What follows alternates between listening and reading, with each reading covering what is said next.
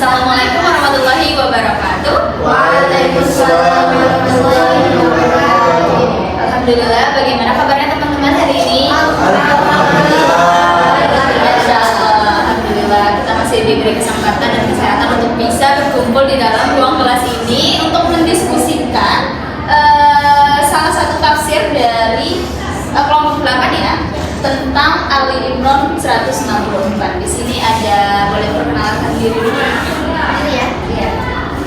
Assalamualaikum warahmatullahi wabarakatuh. Waalaikumsalam. Perkenalkan, nama saya Julia dan rekan saya Titi. Saya Patricia.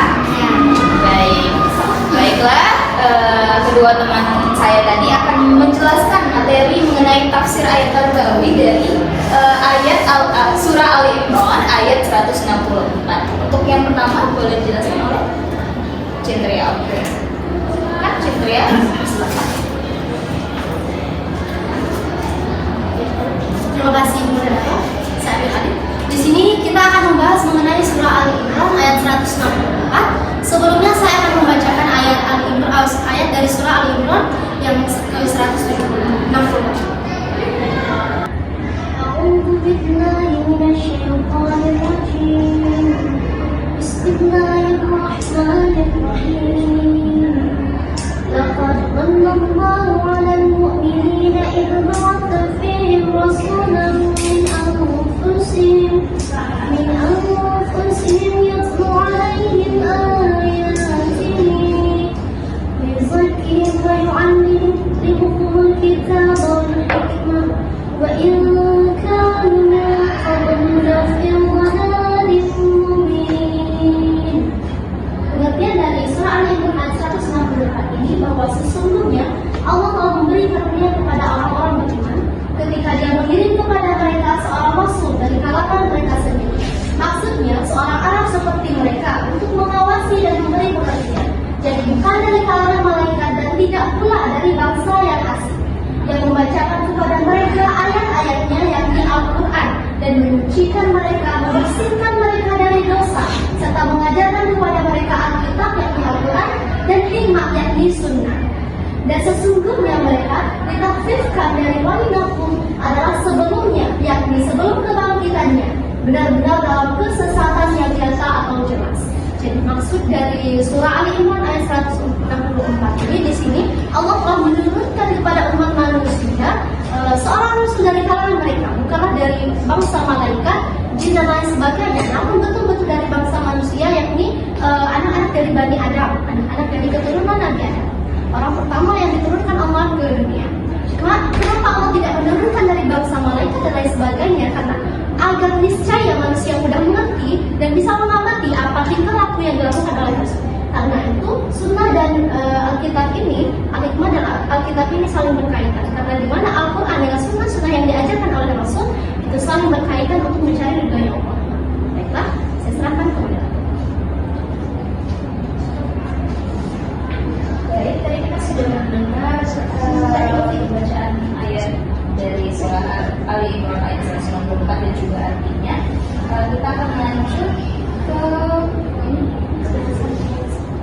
Oke, ini menjelaskan tafsir ayatnya satu-satu akan dijelaskan oleh pada Terima kasih moderator. Selanjutnya saya akan menjelaskan tafsir per ayat mengenai surah Ali Imran ayat 164.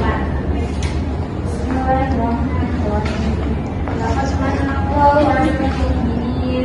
Sungguh Allah telah memberi karunia kepada orang-orang yang beriman, yakni Allah telah memberi kenikmatan kepada mereka min anfusihim, dari golongan mereka sendiri. Karena jika Rasul itu bukan dari golongan Bani Adam, maka tidak akan tercapai kesempurnaan interaksi karena terdapat perbedaan jenis. Di sini Rasul itu bukan dari, jika Rasul bukan dari golongan Bani Adam atau manusia, maka tidak akan tercapai kesempurnaan interaksi kita antara Rasul kepada kita. Selanjutnya, yatlu alaihim ayat, yang membacakan kepada mereka ayat-ayat Allah.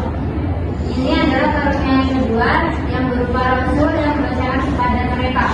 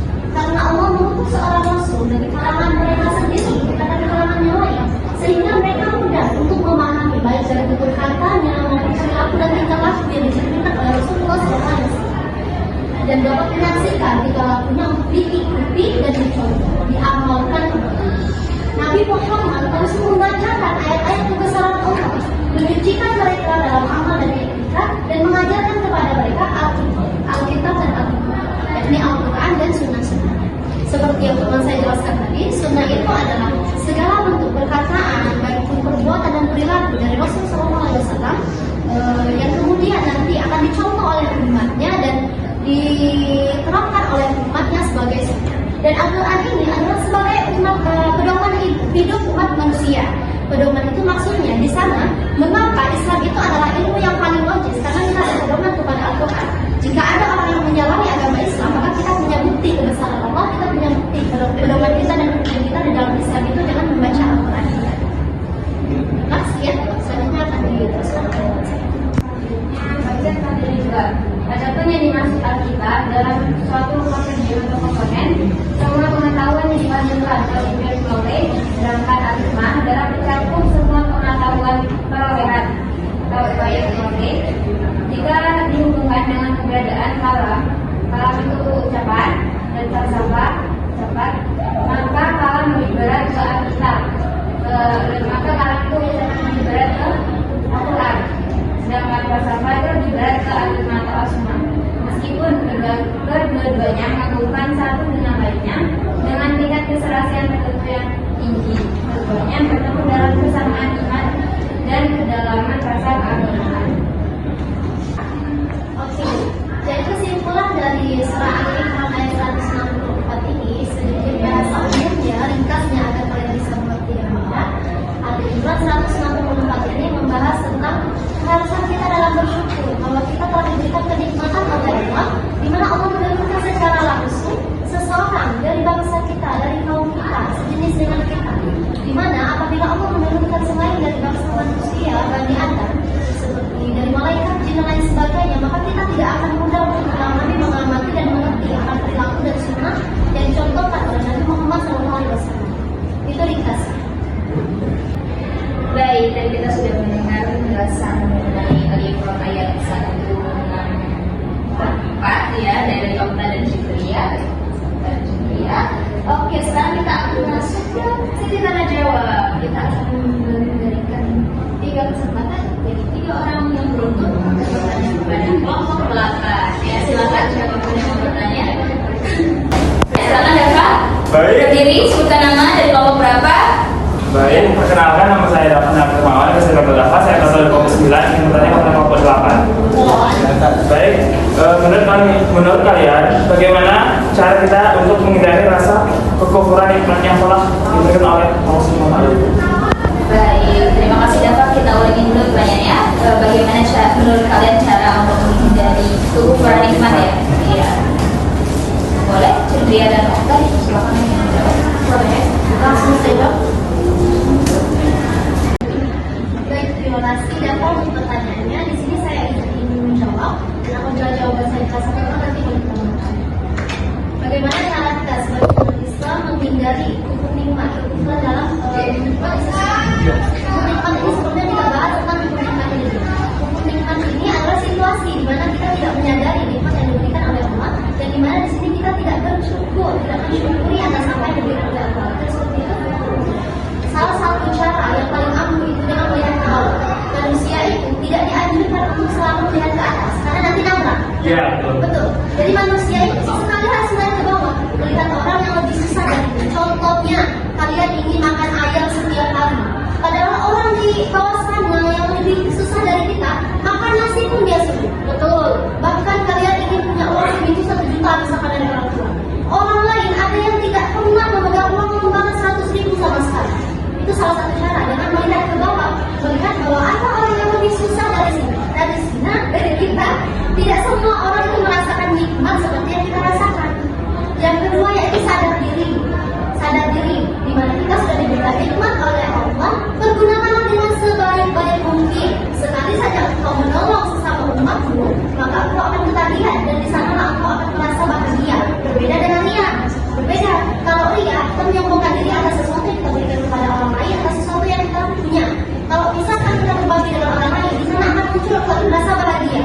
Dan itu nanti akan keterusan. Di sana akan candu. Nah, di sana kita mulai bersyukur, ya Allah,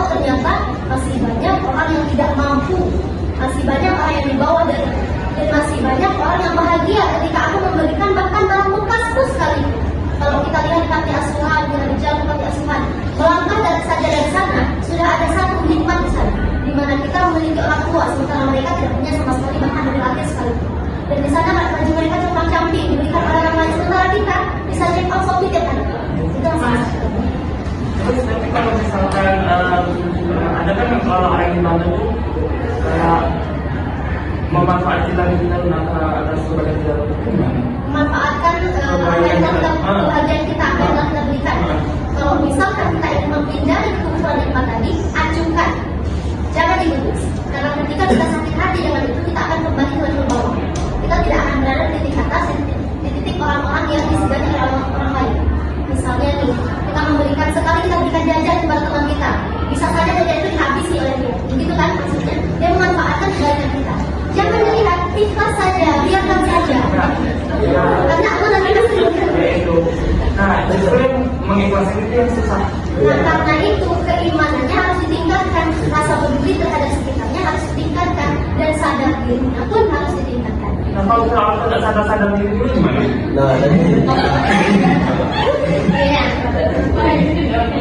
boleh banget. Oh, nanti dulu. Nah, Jelasin dulu. ya, di saat kesadaran kita kurang, berarti kita kurang berinteraksi.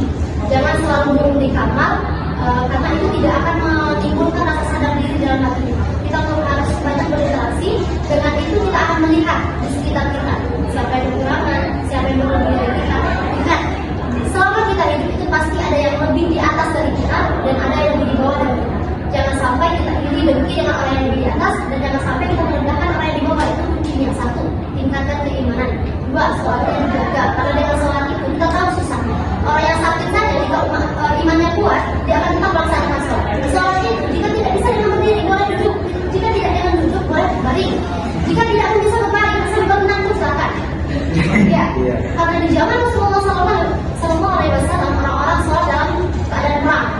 Jadi kalau misalkan ada yang bilang sholat jika sudah bergerak lebih dari beberapa kali itu batal, saya rasa itu tidak sesuai dengan ketentuan. Karena di zaman Rasul pun saling membawa pedang di perang, saling sholat perang begitu. Nah, apabila orang yang memanfaatkan tadi tidak kunjung sadar walaupun sudah kita nasihati, ya sudah biarkan saja. Yang penting kita sudah menjalankan kewajiban kita sebagai umat Islam. Ada yang mana? Baik, jadi kita sudah berdiskusi banyak kita mengenai tentang surah Al-Imran ayat 164 akhirnya. Ya. Oke, terima kasih atas partisipasinya pada pagi hari ini. Saya harap materi kita hari ini dapat memberikan banyak pencerahan lebih lanjut. Oke, saya akhiri dengan assalamualaikum warahmatullahi wabarakatuh.